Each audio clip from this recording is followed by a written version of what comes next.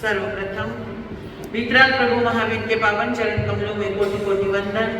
परम श्रद्धेय, परम वंदनीय, परम आराध्य पूज्य सभी आचार्य भगवंत, उपाध्याय भगवंत, गुरु भगवंतों के पावन चरण कमलों में शत वंदन। उपस्थित भव्य जीवात्माएं, आप सभी का प्रभु महावीर की इस धर्म सभा में हार्दिक हार्दिक अभिनंदन करती हूँ। कल आपके समक्ष एक चर्चा चली थी कि त्रियंच में आकर किस प्रकार से आत्मिक गुण प्रकट हो जाता है। त्रियंच पंचेंद्रिय है और उसके साथ उसमें मन और भाव भी है, सोचने विचारने की ताकत भी है। उसका एग्जाम्पल आपने लिया हाथी के रूप में। बंजर जमीन है, परंतु योग संयोग आने पर एक बीज जो गिरा था उसमें पनप गया। कुछ आत्माएं होती हैं जो कि इस संसार को पार करके मोक्ष जाती हैं, जिन्हें भवी आत्मा कहा जाता है। क्या कहा जाता है? भवी आत्मा। भवी आत्मा। कुछ ऐसी भी आत्मा होती हैं जो कितना भी समय बीत जाए, अनंत काल बीत जाए, पर वो कभी भी मोक्ष नहीं जा पाएंगी। उन्हें कहा जाता है अभवी आत्मा। क्या कहा जाता है? अभवी आत्मा। अभवी आत्मा। भवी है या अभवी है, इसकी क्या पहचान हो? तो इसकी पहचान ये है, जिस आत्मा में ज्ञान आया, ज्ञान के प्रति उत्सुकता भी आई, विचार भी आए और यहां तक व्यवहार भी आ गया, यानी कि आचरण भी आ गया। ज्ञान भी आया, विचार भी आया और आचरण भी आ गया। और आचरण इतना जबरदस्त आ गया कि जो आप चाहते हो या सुनते हो, या आपको एक संत की पहचान है कि संत कैसा होना चाहिए, या हमारे आगमकार चतुर्थ काल के संतों की जो रूपरेखा बताते हैं, पहले पहर स्वाध्याय, दूसरे पहर ध्यान, तीसरे पहर गोचरी, चौथे पहर फिर स्वाध्याय, रात्रि में पहले पहर स्वाध्याय, दूसरे पहर ध्यान, तीसरे पहर नींद और चौथे पहर फिर से स्वाध्याय।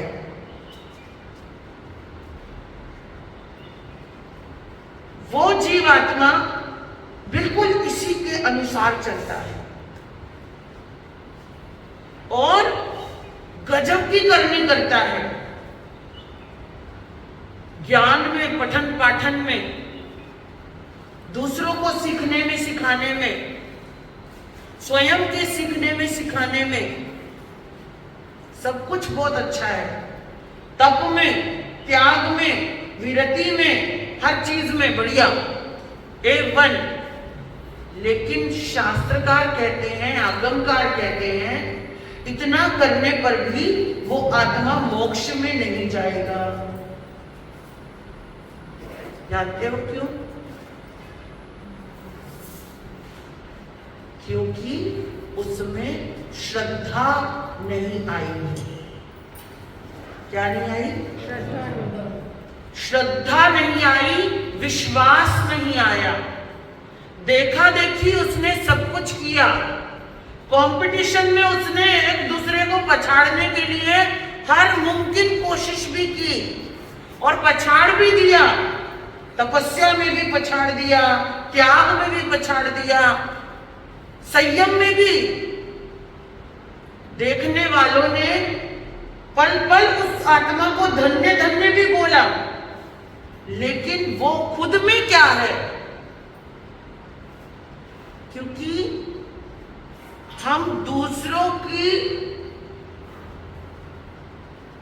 नजरों में कैसे भी क्यों ना हो, लेकिन हम वास्तव में क्या है ये हमारे अंदर का अंतर ही देख सकता है, या फिर केवली भगवान देख सकते हैं, उनके अलावा तो कोई नहीं देख सकता। वो सब कुछ करता है और यहां तक कहा जाता है नव नव ग्रैविक तक पहुंच जाता है। करनी इतनी जबरदस्त करता है अभवी आत्मा कि वो 21वें देवलोक तक पहुंच जाता है। देवलोक कितने हैं? 26 देवलोक हैं। कितने हैं? 26। वैमानिक देवलोक 26 हैं। देव कितने प्रकार के हैं? देव 4 प्रकार के हैं। कितने प्रकार के? 4 प्रकार के। भवनपति, भवनपति, वाणव्यंतर, ज्योतिषी और वैमानिक। और जिस तरीके से क्वालिटी बताई है ऐसी उनकी क्वालिटी भी है। भवनपति सबसे नीचे रहते हैं, नरक से थोड़ा ऊपर और पृथ्वी से नीचे। या यूं कह दूं भवनपतियों का राज है हर वस्तु पर, हर बात पर, क्योंकि 10 प्रकार के भवनपति हैं। असुर कुमार, नाग कुमार, स्वर्ण कुमार, विद्युत कुमार, उदधि कुमार, पवन कुमार, दिशा कुमार, स्तनित कुमार और एक आधे और बीच में होंगे। यानी आपको कई बार सनातन मत के अनुसार पता लगता है, सुनने में भी आता है, पता भी रहता है कि पानी के भी देवता होते हैं, अग्नि के भी देवता होते हैं, है ना, दिशाओं के भी देवता होते हैं, पृथ्वी के भी देवता होते हैं, नाग के भी देवता होते हैं। नाग पंचमी पे नागों की पूजा की जाती है। नागों के देवता कौन है पता है? नहीं पता है? आपको पता है नागों के देवता कौन है?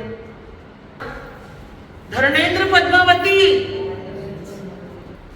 रोज पूजा करते हो, रोज उनका जाप करते हो, रोज उनको मनाते हो, रोज मंदिर जाते हो, रोज वासनाथ भगवान के पास देखते भी हो। कौन है वो? धर्मेंद्र। नागों की इंद्र है। पद्मावती नागों की महारानी है। अभी चल रहा है उनका पीरियड, अभी उनका आयुष्य पूरा नहीं हुआ है। इसीलिए पंचम काल में जब जब धर्मेंद्र पद्मावती का जाप पाठ किया जाता है तो पार्श्वनाथ भगवान की साथ में स्तुति होती है, क्योंकि वो उनके क्या है? शासन के क्या है? शासन के देवी देवता भी हैं और तुरंत इफेक्ट देते हैं, क्योंकि उनकी अभी शक्ति बरकरार है। पार्श्वनाथ भगवान की स्तुति करते जाओ तो भी आपके लिए धर्मेंद्र पद्मावती कृपालु हो जाएंगे। जैसे राम का नाम लो, हनुमान जी खुद ही खुश हो जाते हैं। कहा जाता है ना कि हनुमान का जाप कोई नहीं करता, लेकिन राम का जो जाप करता है तो हनुमान प्रसन्न हो जाते हैं। ये कहावत आती है, ये सच नहीं है, लेकिन ये सिर्फ कहावत है। क्योंकि जैन मत से देखा जाए हनुमान जी मोक्ष जा चुके हैं। और मैं तो जैन थ्योरी को ही मानती हूं, इसीलिए मुझे हनुमान जी के मंदिर में जाने में भी कोई प्रॉब्लम नहीं होती, क्योंकि वो सिद्ध आत्मा है। लोगों के लिए होंगे वो हनुमान जी, लोगों के लिए होंगे, सनातन के लिए होंगे कि हनुमान जी उन आत्माओं में से हैं जो कि इस धरती पर हमेशा हमेशा रहने वाले हैं। सनातन क्या बोलता है? कुछ ऐसी आत्माएं हैं जो धरती पर धरती कभी नहीं छोड़ेंगी। उनमें एक हनुमान जी भी है, एक अश्वत्थामा भी है, जो घूमते रहते हैं, किसी न किसी रूप में प्रकट होते रहते हैं, अपनी शक्तियां देते रहते हैं। लेकिन जैन मत ऐसा नहीं बोलता है। कोई भी आत्मा अजर अमर अविनाशी नहीं है। शरीर में अजर अमर हो जाएगा। उसको जब तक संसार में है उसको शरीर कहीं ना कहीं छोड़ना ही पड़ेगा। हाँ, अजर अमर अविनाशी हो सकता है जब वो मोक्ष चला जाता है। और जैन थ्योरी कहती है कि हनुमान जी मोक्ष जा चुके हैं। मुझे कृष्ण मंदिर में भी जाने में कोई प्रॉब्लम नहीं है, मैं तो जाती हूँ। जानते हो क्यों? क्योंकि अगले भव में तीर्थंकर बनने वाले हैं श्री कृष्ण, 12वें तीर्थंकर बनने वाले हैं। तो जो परम पिता परमात्मा हमारे बनने वाले हैं, तो उनके मूर्ति के आगे खड़े रहकर अगर आप लोगस पढ़ दो, नमोतुनम पढ़ दो, तो क्या प्रॉब्लम है? प्रॉब्लम है। मुझे गणपति जी के मंदिर में जाने में भी कोई प्रॉब्लम नहीं है। उसके पीछे मेरा अपना एक मत है, वो मेरा मत है, शायद आपको अच्छा लगे या ना लगे। मैंने बचपन से एक चीज सीखी है, सामने भी एक आत्मा है, वो देवत्व को धारण किए हुए है इस समय। और गणपति हो या माता शेरावाली हो या कोई आपके भैरवनाथ हो या घंटाकरण स्वामी हो या मणिभद्र दादा हो, और किन किन के आते हैं मंदिर? भोलेनाथ जी के हो या फिर गोमिया जी के हो या फिर कोई भी माता हो, ओसिया माता हो, चामुंडी माता हो, काली माता हो, कोई सी भी माता हो, वो देवी इस समय देवी देवता के रूप में है, मगर आत्मा संसारी है। और हमारा क्या कर्तव्य है? हमारा एक कर्तव्य है, प्रत्येक जीवात्मा का अगर उसको सम्यक्त्व की प्राप्ति है, अगर वो समझ सकता है, सही गलत में डिफरेंस कर सकता है, तो हमारा सबका एक नैतिक कर्तव्य है कि हम सामने वाली आत्मा के लिए भी प्रार्थना करें कि उनको भी सम्यक्त्व की प्राप्ति हो और वो भी मोक्ष में जाए। आप जाते हो अपने कारण से, आपको कोई दुख होता है, कोई तकलीफ होती है, कोई मनौती माननी होती है, कुछ करते हो, कुछ सुनते हो। वो कहते हैं एक भिखारी रोड पर मिलता है जो हर टाइम मांगता रहता है, लेकिन हमने अमीर अमीर लोगों को भी भिखारी ही देखा है कि वो मंदिर में खड़ा होकर मांगता रहता है, मुझे ये तकलीफ है, मुझे वो तकलीफ है, मेरा ये हो जाए। बेशक सामने से वो 1000 दान पुण्य कर रहा है, कौन सी चीज का पुण्य कमा रहे हो, कौन सी चीज का दान कर रहे हो? हर चीज तो परमात्मा की सृष्टि की बनाई हुई है, आपने अपना क्या दान किया? अगर आपको दान करना है, आपको सच में सामने वाले को कुछ देना है, अपने भावों का दान कीजिए। उनके सामने खड़े रहकर, उनकी आंखों में आंखें मिलाकर उनके लिए प्रार्थना कीजिए कि आप भी सम्यक दृष्टि बने, आप भी इस देवत्व से ऊपर देवत्व प्राप्त करें, आप भी मोक्ष के अधिकारी बने, आपकी आत्मा भी परम कल्याण को प्राप्त हो। अगर ये भावना लेकर के हम किसी भी मंदिर में जाते हैं तो ध्यान रखना, हम मिथ्यात्वी नहीं कहलाते हैं। आज की दुनिया में सम्यक्तवी और मिथ्यात्वी की एक डेफिनेशन आ जाती है। जो मंदिर जाए वो मिथ्यात्वी, जो मूर्ति माने वो मिथ्यात्वी, जो पूजा करे वो मिथ्यात्वी है। आपका अपना तरीका है, उनका अपना तरीका है। स्थानक वाले तो बोल देते हैं कि हमारे निमित्त से अगर हमने एक छोटी भी चीज खा ली ना तो भी हम पापी हैं। स्थानक वाले बोलते हैं ना, बोलते हो ना, साधु साध्वी को अपने निमित्त का नहीं खाना। बहुत सारे महाराज साहब भी इस परेड में जी रहे हैं और आपको जीने को मजबूर भी कर रहे हैं। मैं किसी की भी निंदा नहीं कर रही हूँ, लेकिन एक जो सच है मैं आपको बताना चाहती हूँ कि आज की दुनिया में बिना निमित्त के हमको गोचरी पानी मिलने वाली नहीं है महावीर जी, बिल्कुल नहीं है। आप आज मानो या आप ना मानो, और उसको मैं रीजन देती हूं। हमारी नवकाशी का समय सुबह 7 बजे से 8 बजे के ईमानदारी से बताओ, आप 7 से 8 के बीच में नाश्ता कर लेते हो? आपका नाश्ता कब होता है? 9 से 10 के बीच में। या कभी कभी बहुत लोग तो नाश्ता भी नहीं करते, डायरेक्ट 10 बजे 10:30 बजे खाना खाते हैं और अपनी दुकानों पे चले जाते हैं। हमारी गोचरी का समय दोपहर के 11 से 12 के बीच में है। सच बताओ, आपका लंच टाइम है वो? आपका लंच टाइम क्या है? 2 बजे से शुरू होकर 4 बजे तक रहता है, या कभी कभी तो किसी किसी का तो 6 भी बज जाते हैं। जनरल बात कर रही हूं। 6 बजे चौवियार भी कर देते होगे, पर 7 बजे नाश्ता करते हो क्या? बात तो वही है ना जो मैं समझाना चाहती हूं। और आपके डिनर का टाइम, हमारी गोचरी शाम की 5 बजे, और आपका डिनर, बेशक आप चौविहार चुकाते हो, लेकिन चौविहार का खाना कितने बजे खाते हो? 5 बजे खा लेते हो? सूरज देखते रहते हो, अभी तो टाइम बहुत है, गूगल पे चेक करते हो कि सूरज कितने बजे आज छिपने वाला है। आधा घंटा 15-20 मिनट पहले 2 रोटी तो खानी है, खा लेती हूँ। पर साधु को तो अपनी स्थानक से निकलना है, आपके घर तक पहुंचना है, गोचरी लेनी है, वापस आना है, फिर खाना भी है, पात्रे भी संभालने हैं, उसके बाद आधा 1 घंटे तक पानी भी पीना है, दवाई भी लेनी है, चौवियार भी चुकाना है। तो हमारी गोचरी का समय 4:30 बजे से ही शुरू हो जाता है। और अगर चलो आपका और हमारा टाइम बिल्कुल मैच नहीं कर रहा ना, उसके ऊपर एक और बात बताती हूँ। रोजाना रूटीन में 2, 4, 10 रोटी फालतू बना के रखते हो क्या?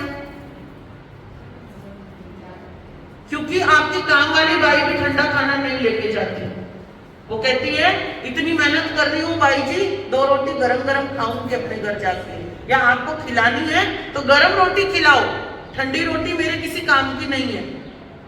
और हद तो इस बात की है कि रोटी उठा के ठंडी कुत्ते को खिलाने जाओगे ना तो कुत्ता भी नहीं खाता आजकल, उसको भी बिस्किट चाहिए, ब्रेड चाहिए, वो भी रोटी नहीं खाता।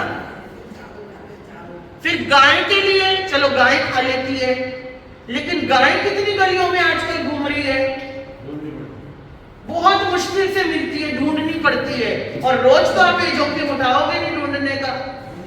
हाँ, कहीं किसी किसी मोहल्ले में होता है कि गाय की ही फेरी लगती रहती है, उसको पता है इस घर में मुझे रोटी मिलेगी, और फिर वहां की बहनें भी जागृत रहती है कि रोटी गाय आएगी उसके लिए बनानी है। वो भी हर कोई नहीं बनाता, तो आप एक्स्ट्रा रोटी किसके लिए बना के रखोगे? पतिदेव आते हैं तो आप सोचते हो बेचारा इतना काम करके आया, मेरे लिए ही कर रहा है, मर रहा है, 2 रोटी गरम गरम खिलाऊं। बच्चे स्कूल से आते हैं, आप सोचते हो कि मेरा बच्चा आया है बेचारा, इकलौता है, 2 ही तो है, 2 रोटी तो बनानी है, उसमें भी उनके 10 नखरे, रोटी नहीं खानी, हमको तो पिज्जा खाना है, हमको पास्ता खाना है, हमको बर्गर खाना है, ये सब्जी नहीं खानी। तो आप बोलते हो पहले से बना के क्यों छोड़ूं, वो खाए ना खाए क्या पता, जब वो जो बोलेगा मैं वो बना दूं। यही होता है ना भाव। और आप अपने बच्चे के लिए गरम गरम बना देते हो। बहुत अच्छे अच्छे लोग भी हैं जो सास ससुर का भी ध्यान रखते हैं, तो उनको भी आप ठंडी रोटी तो बोलोगे भाई बेचारी मम्मी जी है ना, कोई नहीं मैं बना देती हूँ। और नहीं भी बनाने वाले हैं तो किसी से बनवा दिया, और नहीं तो माता जी अपने आप ही बना लेती है। अपनी 2 रोटी बनानी है, खुद का बना लो भैया, बच्चे बिजी हैं। इतनी करुणा वाली भी होती हैं। जब कोई खाने वाला ही नहीं है ठंडी रोटी, तो आप बना के रखोगे किसके लिए? अगर आपको ये पता लगता है कि महाराज आए हैं स्थानक में और मेरा घर दूर है, महाराज की पहुंच से दूर है, तो भी नहीं बनाओगे। अगर आप पास में हो और आप रोज बना के रखते हो विवेक पूर्वक, तो भी जो निमित्त निमित्त चिल्लाते हैं वो महाराज रोज नहीं आएंगे, क्योंकि उनकी एक और कल्पना है कि एक घर में जिस दिन जाना है अगले दिन नहीं जाना। ये और एक नया पंगा। हाँ सच्ची, मैं तो पंगे ही बोलती हूँ, झूठे पंगे हैं। हाँ, क्योंकि मैंने मेरी आंखों से देखा है कि एक एक के घर में एक एक दो दो दिन छोड़ छोड़ के जाना, और जो उनके अपने खास भगत थे उनके यहाँ रोज जाना। ये मैंने मेरी आंखों से देखा हुआ है। आपके घर से आधी रोटी एक टुकड़ा लेके आना, मेरे निमित्त का नहीं है, मेरे निमित्त का है, मेरे निमित्त का है करके, और बाकी की जगह से पूरे घर गोचरी भर के लाना। नॉन जैनों के यहाँ जाना, कंदमूल वगैरह सब चलता है हमको, लेकिन जैन ने जो प्रॉपर आपके लिए अच्छा खाना बनाया है वो नहीं लेके आना, क्योंकि ये मेरे लिए बनाया है।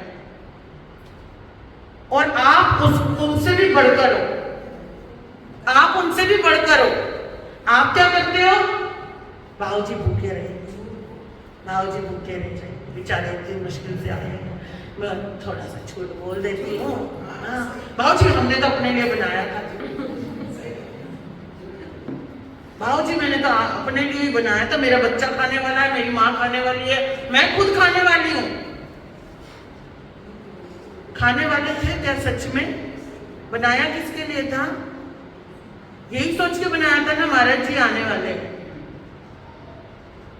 और चलो गांव में फिर भी मिल जाएगी, लेकिन जब हम छोटे छोटे गांव में जाते हैं जहां पर जैन नहीं होते हैं, वो हमारा सब टिफिन भी नहीं लेते हैं, वो हमारा सब अजैन के घरों में जाते हैं। और अजैन लोग आजकल की डेट में ऐसे बहुत कम रह गए हैं, इक्के दुक्के रह गए हैं जो शाकाहारी हो। और मैचिंग तो होती नहीं है उनकी हमारी गोचरी की, टाइमिंग की कोई मैचिंग नहीं है। बट वो महाराज जब जाते हैं तो उनको खाना कैसे प्रॉपर मिलता है? कैसे मिलता है आप ही बता दो। अनजान गांव में विचरण करके जा रहे हैं, महाराज साहब तो जा रहे हैं और गोचरी को जा रहे हैं, और उनको प्रॉपर गोचरी मिल रही है, वो भी अजैन घर में, और हमारे ही टाइम के अनुसार। कन्ना जी कैसे मिलेगी? बताओ बताओ, कौन बोलेगा? आप में से कोई बोल के आता है, पहले दिन जाते हैं, सवेरे सवेरे जाते हैं, आगे निकल के चले जाते हैं, फोन नंबर ले लेते हैं, फोन कर देते हैं, हमारे महाराज साहब आ रहे हैं, वो टिफिन नहीं लेते हैं, आप इस समय खाना बना के रखना। तो उसने किसके लिए बनाया? उसे क्या गोचरी का विवेक था? आपके बोलने पे ही बनाया है ना। और फिर आप क्या बोलते हो? अरे इन्होंने अपने घर के लिए ही बनाया था, और उसको भी सिखा के आते हो। तुझे पूछे ना तो तू यही बोलना कि मैंने तो मेरे घर के लिए बनाया था। वो तुम्हारा मुंह देखता है और सोचता है ये जैन झूठ बोलने को क्यों बोल रहा है मुझे। ये तो बोलते हैं हम झूठ ही नहीं बोलते हैं, और ये तो सरासर झूठ बुलवा रहे हैं। उसके ऊपर सुनो, उसके ऊपर भी सुनो। महाराज पे आपको इतनी दया रहती है, इतनी करुणा रहती, रहनी चाहिए, रहनी चाहिए, भूखे नहीं रखना चाहिए। वो जो बंदा है ना, बंदा है, बंदी है, 2-4 घर आप लोगों ने सेट कर लिए, प्रत्येक गांव में जाके बिना निमित्त की गोचरी करवाने का आपने ठेका ले रखा है, पर वो ठेका काम नहीं आता। ठेका लिया है इसीलिए ठेके पे देते हो, साथ में पैसे भी देते हैं। रख 500 काम आएंगे, रख 1500 काम आएंगे, महाराज साहब आएंगे गोचरी दे देना। मुझे खुद लोगों ने बताया है, मैं झूठी मूठी बातें नहीं करती हूँ, ना मुझे करने का शौक है, लेकिन मुझे आश्चर्य होता है। मैं हुबली में भी बोल के आई, महाराज साहब की सेवा करो, भक्ति करो, हर जगह बोलती हूँ, सब कुछ करो, लेकिन उनका ध्यान रखो, उनको गोचरी पाने की साता दो, मगर कभी पास में बैठकर एक प्रश्न तो करो, भाऊ जी क्यों झूठ बोलने पे उकसाते हो? आप भी पंचम काल के ही हो, मैं भी पंचम काल का ही हूँ, आप भी साधु हो, मैं भी श्रावक हूँ, है ना। अपने दोनों की दोस्ती है, अपनों दोनों का ही प्यार है, दोनों की जोड़ी है, तो काहे को इतनी मगजमारी कर रहे हो? जो काम होना ही नहीं है उस काम के पीछे लगे हुए हो। मुझे तो कभी बिना निमित्त की एक टुकड़ा नहीं मिलता, और मेरे को तो बासी मिलता है। सच बता रही हूँ, हमने भी करके देखा है।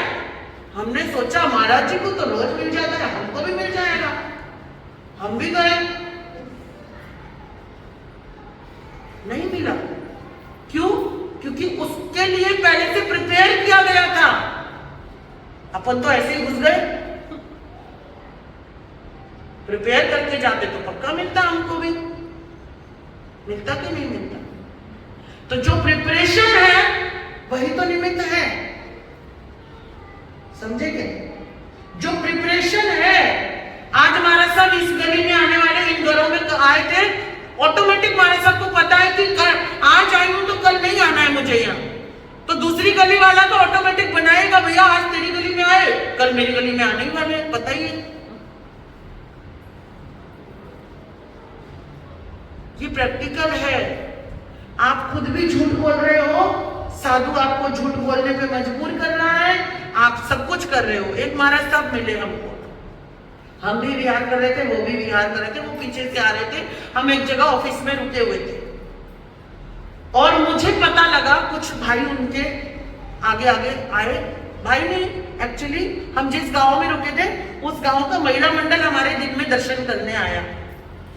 जुन्नर की बात है, जुन्नर से हम लोग आले फटा जा रहे थे, बीच में एक ऑफिस था किसी भाई का गांव में, उस ऑफिस में हम दोपहर तक रुके थे क्योंकि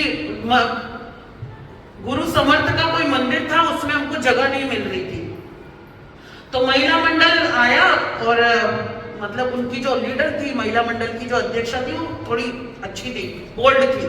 तो वो आई, मैंने बोला ज्योति भाभी क्या है तुम्हारे राज्य में, हम इतने छोटे से ऑफिस में बैठे हैं, व्यवस्था करो जाके। तो वो व्यवस्था करने चली गई। जब वापस आई तो उसने बोला भाऊजी गजब हो गया। मैंने कहा क्या हुआ?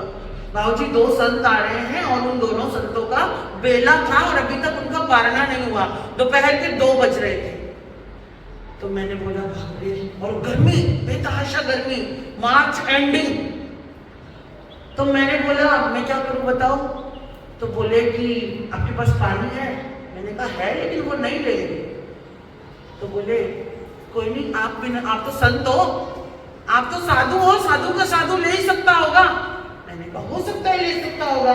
मैं रोड पे गई, रोड पे जाके मैंने गुरु महाराज को वंदन किया क्योंकि मेरे को कोई भेदभाव नहीं है।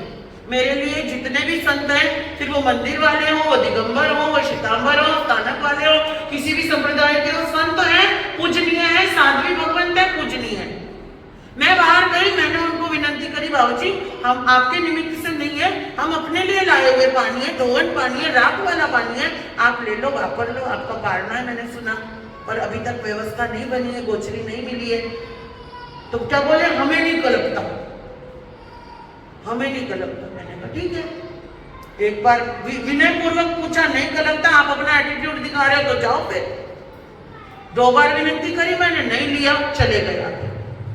अगले दिन हम वहां पहुंचे और उनको विहार करना था, तो वो अपना सामान समेट रहे थे। स्थानक में से सामान उनके पास बहुत कम होता है, एक आधी चादर और एक आसन, बस इतना ही होता है, 2 पात्रे। तो मैंने उनको वंदना करी, मैंने कहा बाबूजी कल कुछ पारना वारना हुआ क्या? बोले हाँ हो गया था।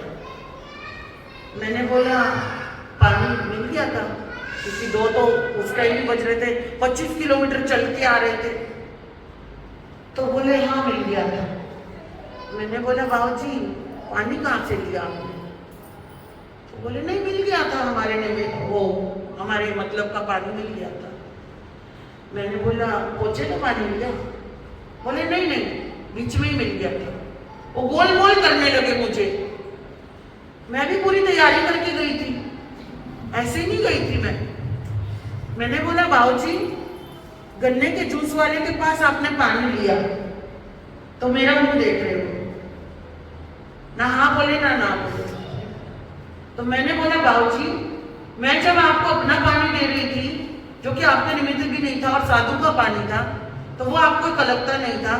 गन्ने के जूस वाले की बाल्टी में जो पानी था, जिसमें वो गिलास धो रहा था, निकाल रहा था, वो पानी आपको कलकता था। मैंने कहा आप मुझे बताओ कि किस आगम में लिखा है कि गन्ने के जूस के गिलास धोए और निकाले, वो पानी आपको कलप जाएगा। बाबूजी कुछ नहीं बोले और 5-7 लोग खड़े थे। मैंने बोला फिर आपने गोचरी का ली? तो कुछ नहीं बोले, वो पता लग गया उनको कि ये अपनी तैयारी करके आई है। मैंने बोला जिस होटल से आपने गोचरी ली ना, वो होटल वाला मुझे भी विनंती कर रहा था। आपने तो गोचरी ले ली, लेकिन ऊपर आपने बोर्ड नहीं देखा। वेज नॉन वेज दोनों था वो। और वेज नॉन वेज में बर्तन एक ही होते हैं, कड़छी एक ही होती है। शायद मेरी बातें आप में से भी दो चार को बुरी लग रही होंगी, क्योंकि चेहरों पे दिख रहा है मुझे, पर यह हकीकत है, पर यह हकीकत है।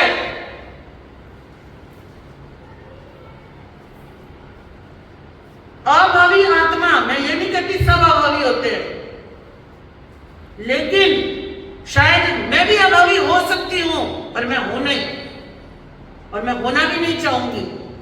चाहे मुझे कई जन्म लेने पड़े, मगर मैं भी चाहती हूं कि मैं मोक्ष में जाऊं। मेरा निंदा का कोई भाव नहीं है, लेकिन प्रैक्टिकल मैं बताना चाहती हूँ। वो महाराज साहब से भी बहस का मेरा एक ही मुद्दा था कि आप जो कर रहे हो ना, वो गलत दिशा में गलत कार्य कर रहे हो। आपको एक साधु के साथ मिलना जुलना गलता नहीं, एक साधु के साथ पाटे पे बैठना गलता नहीं, आपको साधु की चर्या के साथ रहना गलता नहीं। क्यों भाई? आप हमको पंचमावृत धारी भी नहीं मानते हो, और आजकल तो खुलेआम भी बोलने लग गए हैं कुछ कि श्रमण संघ के तो साधु ही नहीं है। बहुत अच्छी बात है। तो मैं पूछना चाहती हूं कि आप साधु हो? आप साधु हो? साधु तो वो होता है जो खुद को साध लेता है। क्या कर लेता है? माना कि मैं भी साधु नहीं हूं, मैंने खुद को नहीं साधा, पर साधु बनने की पूरी प्रक्रिया से गुजर रही हूं मैं अपने आप को रोज साधती हूं। मेरे मन में किसी के प्रति विषय ना रहे, किसी के प्रति विकार ना रहे, किसी के प्रति कषाय ना रहे। और जहां ये जज किया जा रहा हो, फिर वो गृहस्थी में भी रहे, वो भी साधु ही है, क्योंकि वो खुद को साध रहा है। मुनि कौन जो मौन रहे, साधु कौन जो खुद को साधे। और खुद को साधना, शरीर को साधने को खुद को साधना नहीं कहा है, मन के विचारों को साधने को साधना कहा है। और ये बात आगम भी कहते हैं कि अगर आपने खुद को नहीं साधा तो आप मोक्ष के अधिकारी नहीं हो।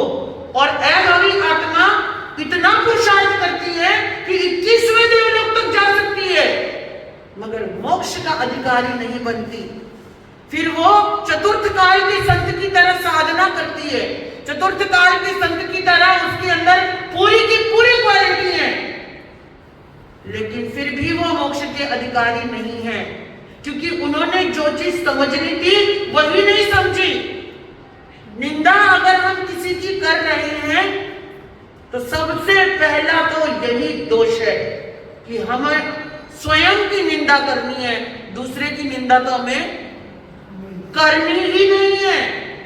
अगर मैं साधना की रास्ते पे चली हूं तो वो मेरा डिसीजन है, मुझे कैसे चलना है, कितना चलना है, कितना मैं बढ़ सकती हूँ, ये मेरी अपनी कैपेसिटी के ऊपर है। खुद को संयम में लाना सीख, और तुम जैसे हो वैसे रहना सीखो। हमारे गुरु जी ने क्या कहा? तुम जैसे हो वैसे रहना सीखो। तुमसे जितना होता है तुम उतना करो। जबरदस्ती करने जाओगे तो ना इधर के रहोगे ना उधर के रहोगे। मुझे बात अक्ल में आ गई। दूसरी, मैं तो मेरे गुरु की आज्ञा से ऊपर नहीं जा सकती थी ना। मेरे गुरु ने एक बात बताई, आप जैसे हो वैसे रहना सीखो, और आप समय के साथ चलना सीखो। शरीर को उतना भी कष्ट मत दो कि आपसे अगला स्टेप फिर चला ही ना जाए। नए नए योगा का जोश चढ़ता है ना, पहले दिन ये कसरत करेंगे, फिर 8 दिन तक फिर एक कदम भी ना उतरा जाए। ऐसे नहीं करना है। थोड़ा थोड़ा चलते जाओ, बेबी स्टेप लेते जाओ, पर चलते जाओ। एक दिन तो मंजिल तक पहुंच ही जाओगे, लेकिन भीतर में श्रद्धा रखो, भीतर में विश्वास रखो, भीतर में लक्ष्य रखो कि मेरा लक्ष्य है और मुझे वहां तक पहुंचना है। गांव से आए थे गोवा में, कितना पैसा लेके आए थे बताओ?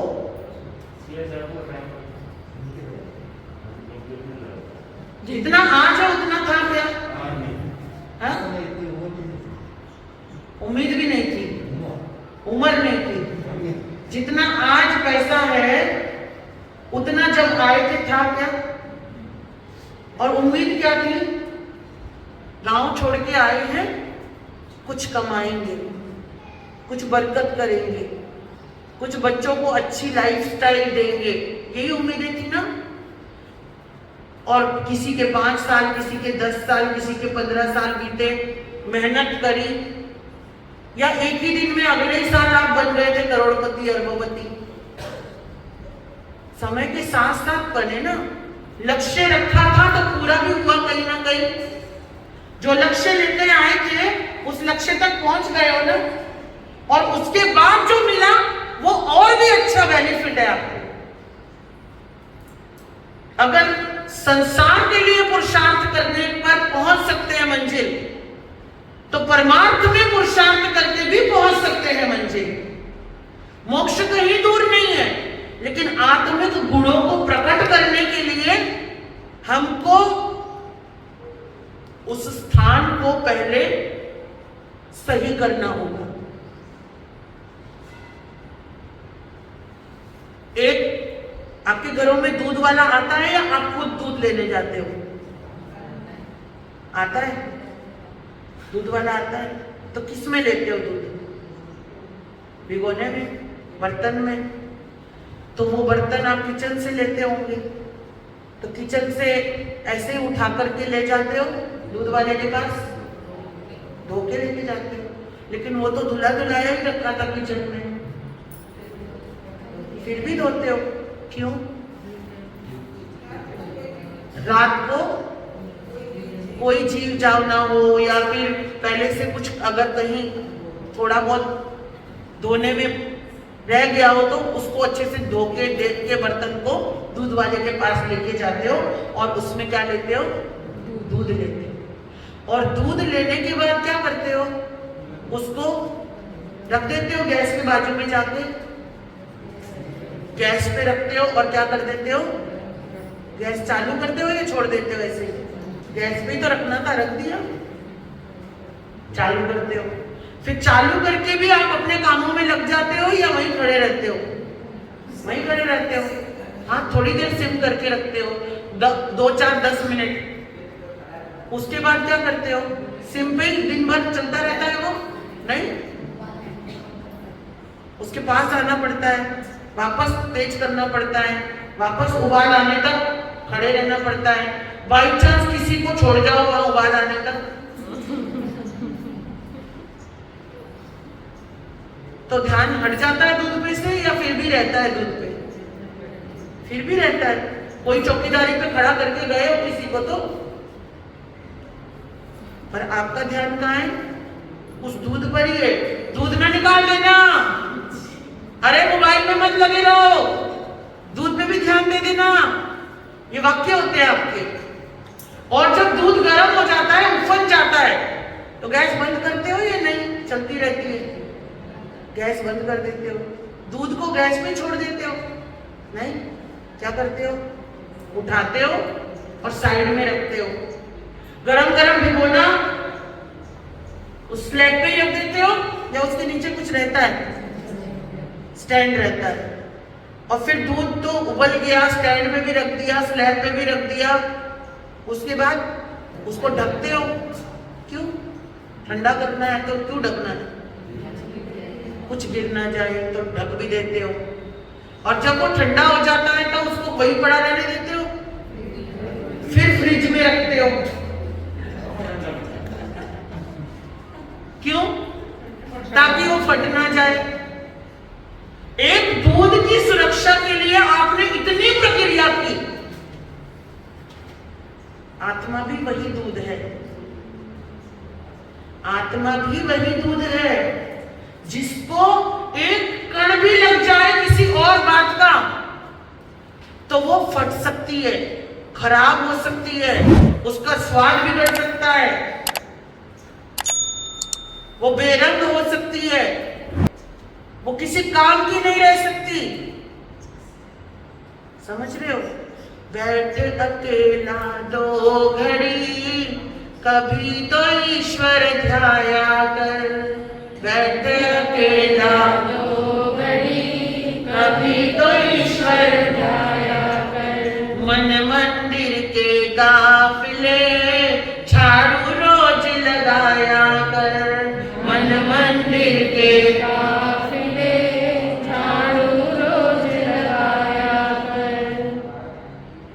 ये जो आत्मा रूपी दूध है ना, इस आत्मा रूपी दूध को मन में अगर रखना है, भावों में अगर रखना है, भाव रूपी बर्तन में अगर रखना है, सुरक्षित रखना है, या उच्च क्वालिटी का रखना है, तो रोजाना आपको चेक करना पड़ेगा, खुद को मांझना पड़ेगा, खुद को धोना पड़ेगा। ये धर्म उसमें तभी टिक सकता है, अच्छे भाव उसमें तभी टिक सकते हैं, आत्मा का शुद्ध स्वरूप तभी ठहर सकता है जब आप उस पर नित्य प्रतिदिन फोकस रखोगे। अगर कहीं पर भी क्रोध की खटाई रह गई, मान की मिठाई रह गई, माया का असर रह गया, लोभ की प्रवृत्ति उसमें रह गई, है ना, कहीं आपने उस बर्तन को नहीं धोया, कहीं आपने उसको चेक नहीं किया, और आप सोच रहे हो मैं रोज समय करता जा रहा हूं, करता जा रहा हूं, करता जा रहा हूं, मेरा तो कल्याण हो ही जाएगा, ऐसे नहीं होने वाला। अंदर को जब तक नहीं साफ करोगे तो धार्मिक क्रियाओं का आपके ऊपर वो आपका साथ देने वाली ही नहीं है। कुत्ता भी जहां बैठता है तो पूंछ से साफ करके बैठता है, और हम क्या बोल रहे हैं कि हम धर्म तो बहुत करते हैं, लेकिन अंदर से खुद को साधना अगर करनी है तो खुद को साधना ही पड़ेगा।